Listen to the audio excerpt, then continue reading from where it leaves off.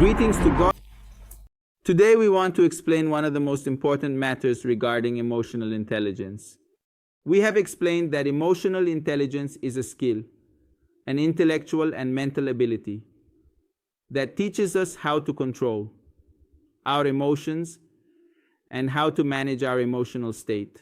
Nowadays, it is the most important thing for a good manager to be able to handle their affairs and their employees. Likewise, to manage it, you need to be able to handle, master, and understand your own emotions and the emotions of others. Today's topic is the relationship between mood, emotions, affective state, and thought, and from there, the connection between affective state and behavior. We all know that there is a relationship, a very strong link between emotions and thoughts. Today we are going to look at it in detail. First, it is important to know that feelings play a significant role in behaviors as well as in thoughts. Positive feelings lead to positive thoughts, positive imaginations, and positive behaviors. Negative feelings lead to negative thoughts and negative behaviors. So we can even say that the human being, when getting to know something, does not only know it in an intellectual or rational way. No. Many times our knowledge is affected by our mood, by our emotional state. When we like something, we are going to get to know it with much more interest. When we hate something, we have no interest in learning it.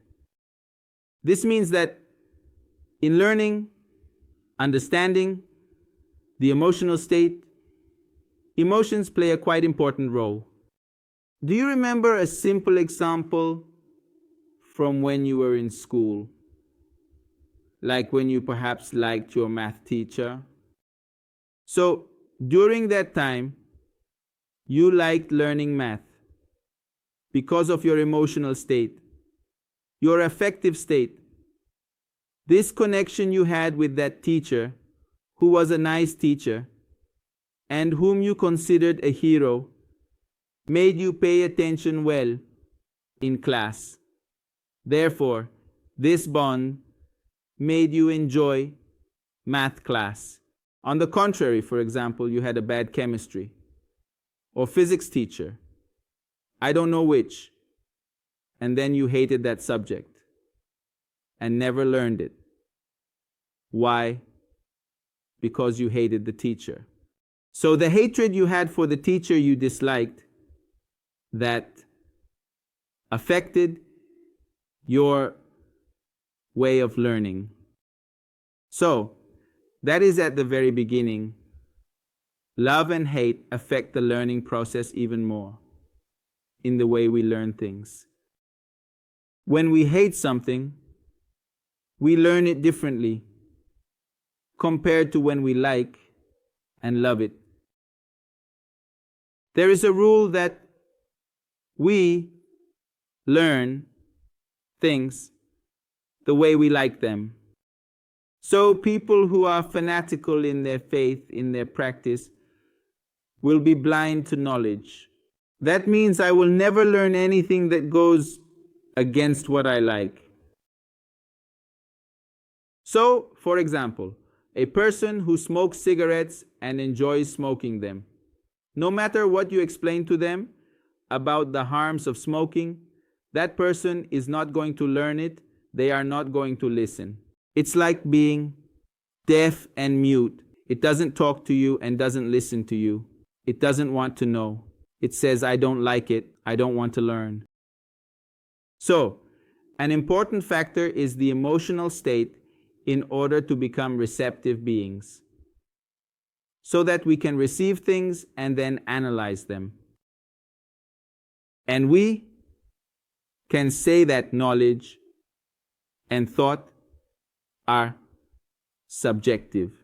This means that each of us plays an active, not passive, role in learning.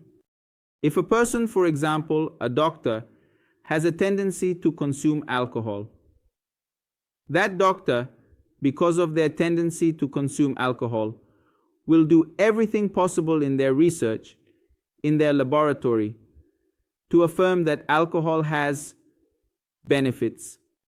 He will even write thousands of articles out of interest, listen carefully, out of the love he has for alcohol, for that bad habit of consuming alcohol, which the Holy Quran states is indeed an impurity from Satan. So that doctor is supposedly engaging in a scientific activity, but what he is truly doing is an emotional activity, using a means, a resource called science. That will be called taking advantage of science. What is happening today? Many scientists who have a tendency towards material things will do everything possible, moving heaven and earth to reach conclusions that contradict religious teachings. That is why we see that what is happening in the West is a moral and ethical decline, moving further away from prophetic teachings, which is a problem. This means that when we have some, we cannot say everything. We do not want to generalize. However, when we have scientists who are ethically and morally corrupt, they will use science and the scientific method to assert that, for example, homosexuality is something normal and natural for human beings.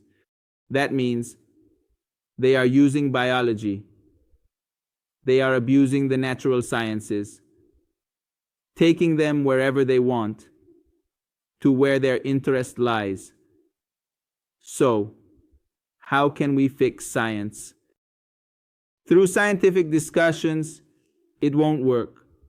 We must first of all, educate the scientists. If we say that science is secular, what does it matter if a physicist is an atheist or a believing physicist? Both will yield the same result. Completely false. Completely false. A physicist who is a believer believes in God, will do everything possible, has a tendency to love God, worship God, and serve others. So the science that he is going to discover is different from what an atheist or corrupt physicist, I don't know, a womanizer would discover. It's different. Science by its nature is the same. The truth is the same, but what matters is the lens through which you choose to observe the truth. A person who has green glasses will see the truth as green. A person who has blue glasses will see the truth as blue. Look, brothers, through our tendencies, our emotions, through that we know the world. If a person, whether a perverted or corrupt individual, sees the world according to their perversion, they will perceive things, realities, through their lens, which is perversion, that tendency towards sin, that emotion. But if a person is a believer, strong, they will interpret everything. They will perceive it through the lens of faith, seeing all things as works of the Lord, all as works of God. That is how they will interpret things. Even science, whether natural or human, any type of science, is a product of the interests and emotions of the scientists. So how can we reform the world? Change the way of thinking. How so? Religious education should start in schools. An education that teaches people to let go of ambition, love their neighbor, not be envious, and not be ambitious.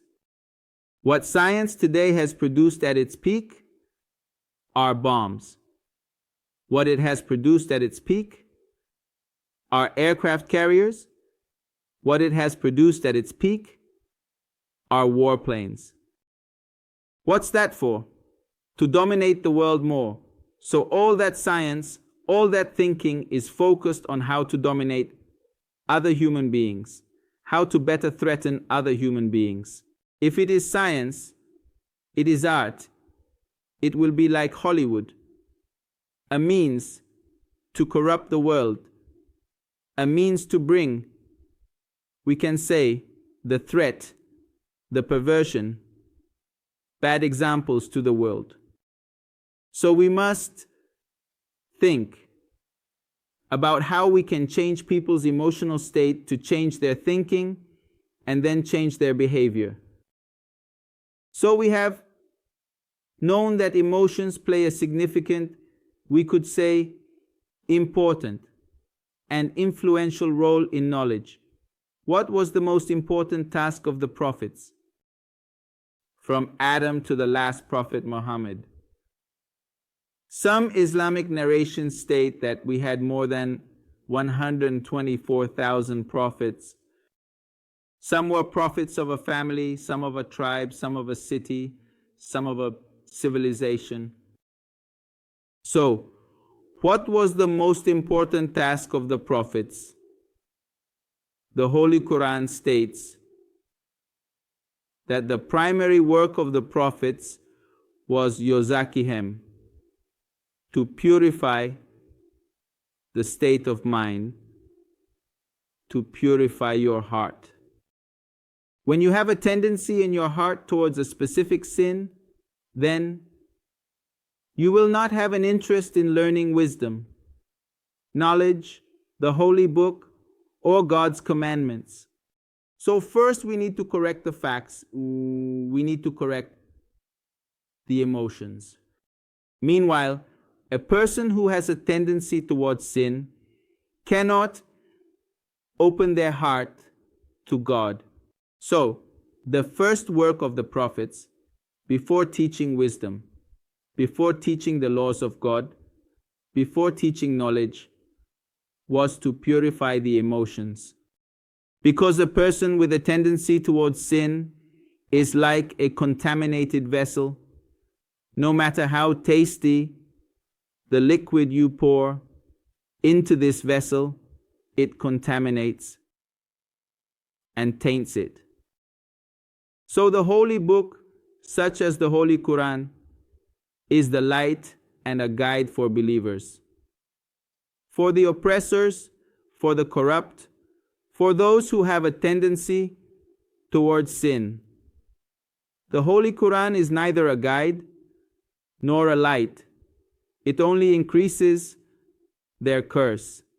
That is to say, the same book that is the sacred book is the divine knowledge. For those who are believers, for those who are, we can say, repentant people who have turned back to God, it will be a book of light, of blessing, of guidance. But for others who are corrupt, for example, for a person who will do everything possible to justify their homosexual tendency, I don't know, their materialistic tendency, etc., etc., then that same sacred book will be a curse upon that person. So the first task we must do is to purify the emotional state in order to teach afterwards. Look, brothers, for some time, now we can say that there were people who had a pact with Satan. After the children of Israel left Egypt, these priests who made the golden calf, they continued in history. They continued in history, and step by step, they fought against the prophets. Among the teachings they brought was to feed the impure things to human beings.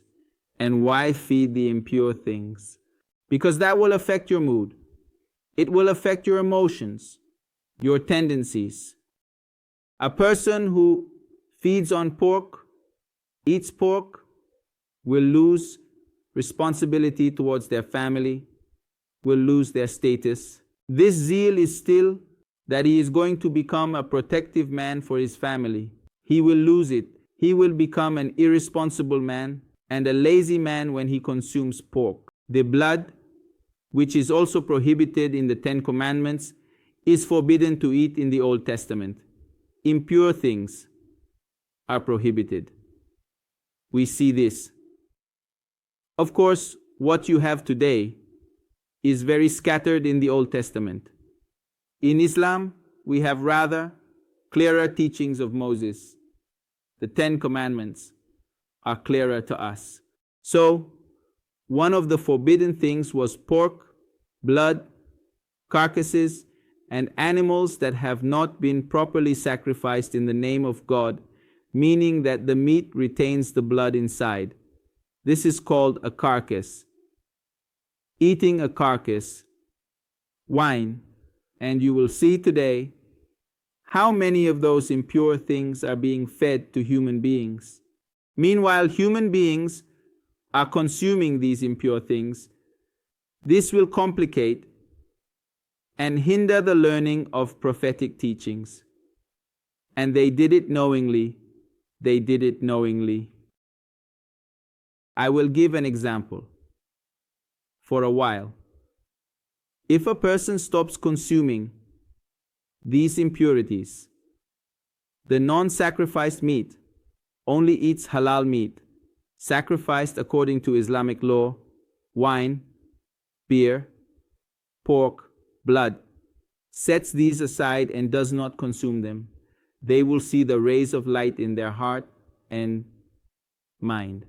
This means that leaving behind these tendencies of sin and impurity, starting to purify yourself physically, will help you enter a state that we can call spiritual, pure, and filled with light. So many people who start eating vegetables, I do not recommend being vegetarians because it is also allowed to consume meat, but halal meat. Meat that has been bled out, meat from an animal that has been given life in the name of God. That life, yes, when you take the life of an animal in the name of God, bleeding it out, this does help so that the flesh will be flesh for your benefit. It will bring you blessing. But when you kill an animal in a violent way, leaving the blood, which is impure, inside the meat, unfortunately, that is only for business, because when they bleed it out, the weight of the animal will decrease. For each cow, for example, it will drop by 20 kilo, it will go down by 10 kilo, 15 kilo, it will decrease. And they are calculating to sell the blood within the meat. It's a dirty, diabolical business, selling blood to people, making them bloodthirsty. Well, then the prophets, as a first step, would correct tendencies, correct emotions and feelings, thus filling their hearts with light. When they filled their hearts with light, then they began to teach. Jesus walked with them, started to teach wisdom to the apostles after they accepted the faith, and faith is not only by the tongue, it is by the heart. One must abandon sin in order to be able to learn afterwards.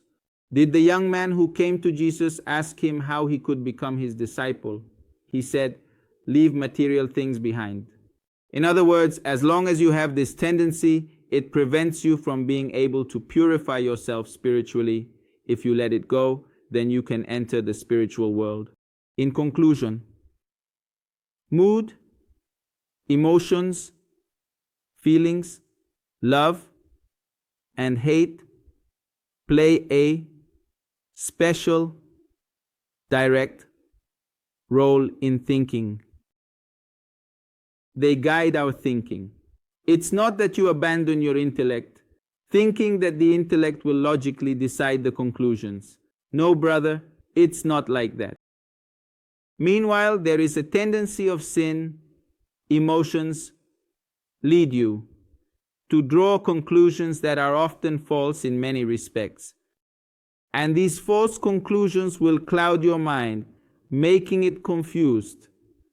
And thus you won't be able to think clearly, because your mood and emotions will ultimately control you. forcing you to make false decisions in the end. How do emotions affect our thinking? First, in receiving the truth. When you are observing the world, you will draw, we can say, conclusions. And all of that comes from our mood, from love, from hate. How is that teacher? I hate him, so he is a bad teacher. He teaches poorly. What is that teacher like? I like that teacher, so she is perfect, even though reality may not be that way. But I am judging in a way based on my emotions, my tendencies. So, in taking, we can say, in knowing the truth, in capturing images of the external reality, we are using more than just the intellect. We are using emotions. The next step, which is to analyze the data, involves receiving the data where emotions play an important role. After that, I will analyze the data I have received from the outside world. In analyzing the data, emotions are also playing an important role. Why? Because they add things to the data and take things away. In the interpretation of things, emotions play an important role. For example, a woman who loves her husband interprets all the details in a lovely way.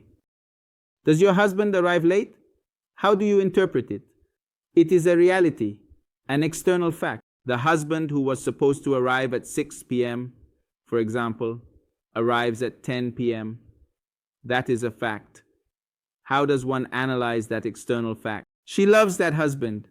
She says, look at what a good man, so perfect, who indeed dedicates more hours working to support his family. So she is going to be optimistic by interpreting this external event. Her husband, instead of arriving at 6 p.m., arrived at 10 cas. She interprets it in a positive way. Why? She loves that man. But a woman who hates her man or does not trust men, especially those with morbid tendencies, often experiences this when her partner, by the time they go to bed, I don't know, around midnight, is chatting with other women. It's not just an ex-friend or something.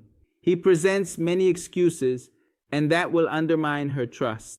When there is no trust, there is no love. When there is no love, there is pessimism. And nightmares will enter life. So, when the man arrives at 10 p.m., how does the woman interpret it? Does she not trust that man? Does she not love that man?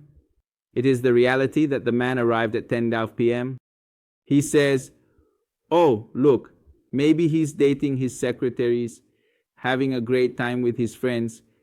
He doesn't want to come home because he hates me. This means that when analyzing this event, we can say that in both cases, the people were the same. In the first person, the woman who loves her husband interprets it in a way that increases her love for him. She says she is working harder to earn more money to support her family. And another woman who is pessimistic, and that pessimism is not her fault. Partly it may be because she is a woman who always complains about this, and partly it is also the fault of the men who have not known how to protect the love of their family. Have men been lazy, who are morbid, talk about other women, chat with other women? I don't know. Affectionately? I don't know. That's how they treat other women, right? They are strong men, loving, kind, affectionate with their wives, and strong men with character in front of other women. So, emotions, as we have seen, play an important role in analyzing reality in what is happening. And they can also facilitate the analysis because they will add more data for you, perhaps providing more hypotheses to reach the conclusion more quickly. They can also make it difficult to reach a conclusion. So, emotions are playing an important role in your mind alongside your intellect.